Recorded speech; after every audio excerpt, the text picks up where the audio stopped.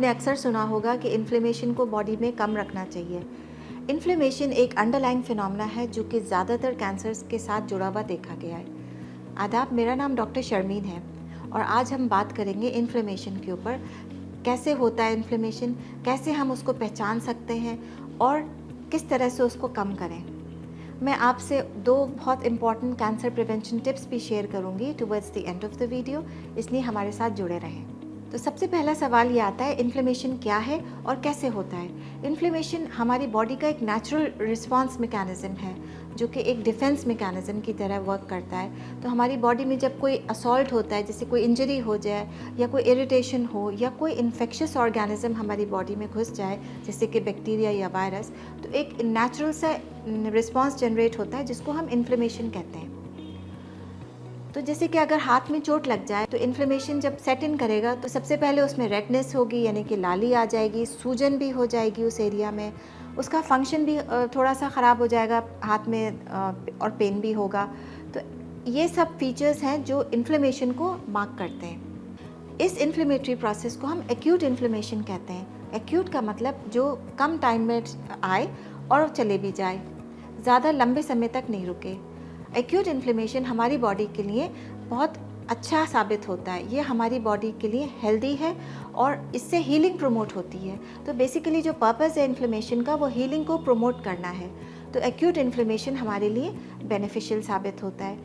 लेकिन अगर हमारी बॉडी इसी इन्फ्लेमेशन को क्लियर नहीं कर पा रही, मान लीजिए जो इम्यून सिस्टम है वो इसको क्लियर नहीं कर पा रहा, इसको फिनिश ऑफ नहीं कर पा रहा, तब ये इन्फ्लेमेशन हमारे लिए अनहेल्दी हो जाता है और इससे बहुत सारी बीमारियां प्रीडिस्पोज होती हैं, जैसे कि हार्ट डिजीज़, डायबिटीज़ और कैंसर भी। तो यही इन्फ्लेमेशन जब एक्यूट था तो हमारा दोस्त था और जब क्रॉनिक हो गया तो ये दुश्मनी करने लगा। यही लॉन्ग स्टैंडिंग जो इन्फ्लेमेशन है, यानी कि वो इन्फ्लेमेशन जो बॉडी से ख़त्म नहीं हो रहा, जिसको हम क्रॉनिक इन्फ्लेमेशन कहते हैं, एक सिग्निफिकेंट कॉज है पूरी दुनिया में डेथ का। बहुत सी बीमारियां सिर्फ इस इन्फ्लेमेशन की वजह से हो रही हैं और WHO के हिसाब से यही क्रॉनिक डिजीज़ेस जो हैं हमारे लिए सबसे ज़्यादा पोटेंशियल थ्रेट हैं हमारी हेल्थ के लिए। तो ये देखा गया है कि पूरी दुनिया में 5 में से 3 लोग क्रॉनिक इन्फ्लेमेटरी डिजीज़ से ख़त्म होते हैं, जैसे कि stroke, chronic lung disease, heart disease, cancer, obesity या फिर डायबिटीज़। अब नेक्स्ट सवाल ये आता है कि कौन से ऐसे फैक्टर्स हैं जो इन्फ्लेमेशन हमारी बॉडी में बढ़ाते हैं। तो इन्फ्लेमेशन का बहुत गहरा ताल्लुक़ है हमारी लाइफस्टाइल से और हमारी चॉइसेस से कि हम क्या चीज़ चूज़ करते हैं अपने लिए। तो जो लोग स्मोक करते हैं और ड्रिंक करते हैं उनमें इन्फ्लेमेशन का लेवल हाई होता है, इसलिए क्योंकि उन्होंने अपने अंदर एक क्रॉनिक इन्फ्लेमेटरी स्टेट पैदा कर ली है। तो जो क्रॉनिक स्मोकर्स होते हैं और क्रॉनिक ड्रिंकर्स जो होते हैं उनके अंदर इस लेवल का इन्फ्लेमेशन होता है, जैसे कि कोयले को दहकना जिसको कहते हैं। तो अगर हम इस तरह का इन्फ्लेमेशन अपनी बॉडी में कैरी करते हैं मुस्तकिल, तो फिर वो हमारी रिस्क कैंसर की बढ़ाता है। इसी तरह का इन्फ्लेमेशन ओबेसिटी से भी होता है। तो जो हम एक्सेस फैट टिश्यू या एडिपोज टिश्यू अपनी बॉडी में कैरी करते हैं, वो भी हमें एक क्रॉनिक इन्फ्लेमेशन की तरफ प्रीडिस्पोज करता है। साथ ही साथ कुछ ऐसे खाने हैं हमारे जो गलत हैं, वो भी क्रॉनिक इन्फ्लेमेटरी प्रोसेस को प्रमोट करते हैं। फिर रेडिएशन या एनवायरमेंटल पोल्यूशन और कुछ इन्फेक्शंस जैसे हेपेटाइटिस, एच पाइलोरी, HIV, ये भी इन्फ्लेमेशन को प्रमोट करते हैं और फिर हमारी रिस्क कैंसर की भी बढ़ाते हैं। इसी के साथ साथ अगर हम फिज़िकली एक्टिव नहीं हैं, यानी कि अगर हमारा पूरा दिन जो है वो सेडेंट्री गुजर रहा है, साथ ही में हमको कोई स्ट्रेस भी है या कोई ट्रॉमेटिक एक्सपीरियंस हुआ है जिसको हमने मैनेज नहीं कर पाए हैं, फिर फीलिंग ऑफ आइसोलेशन या लोनलीनेस या फिर लैक ऑफ स्लीप, ये भी कुछ ऐसे एडिशनल फैक्टर्स हैं जिससे इन्फ्लेमेशन प्रमोट होता है। तो अब ये सवाल आता है कि कैसे हम क्रॉनिक इन्फ्लेमेशन को पहचानें। तो देखिए, ये थोड़ा मुश्किल है, इसलिए क्योंकि क्रॉनिक इन्फ्लेमेशन के कोई साइंस और सिम्टम्स नहीं होते हैं जब तक कि वो किसी बीमारी को नहीं कॉज करे। क्योंकि ये भी देखा गया है कि ओबेसिटी जो है वो खुद एक क्रॉनिक इन्फ्लेमेटरी स्टेट है। तो जो सिम्टम्स और साइंस हैं इन्फ्लेमेशन के, वो मोस्टली इल डिफाइंड होते हैं, वेग होते हैं और स्पेसिफिक नहीं होते हैं टुवर्ड्स द इन्फ्लेमेशन। तो अगर जैसे कि फटीग है, प्रेजेंस ऑफ फटीग यानी कि थकावट का एहसास, ऐसी फीलिंग जैसे गिरी गिरी फीलिंग आ रही है, तो अगर कोई ऑन गोइंग पेन है आपको, ऐसा पेन जो रिजॉल्व नहीं हो रहा हो, जो जा नहीं रहा, साथ ही साथ आपको एलर्जीज़ हैं, यानी कि मल्टीपल एलर्जीज़ हैं, या फिर एस्थमेटिक हैं आप, या फिर अगर आपको कोई डाइजेस्टिव प्रॉब्लम्स हैं जैसे कि ब्लोटिंग है, जिसको हम कहते हैं पेट का फूलना, या इनडाइजेशन के फीचर्स हैं, या फिर पेट में दर्द होना, या फिर आपके अगर बॉवल हैबिट्स में कोई चेंज है और जो लंबे समय तक चल रहा है, तो फिर ये आपको इन्फ्लेमेशन की तरफ इंडिकेट करते हैं। फिर एक अहम सवाल आता है कि क्या इसका कोई टेस्ट है जिससे हम इन्फ्लेमेशन अपनी बॉडी में पकड़ लें या पहचान लें?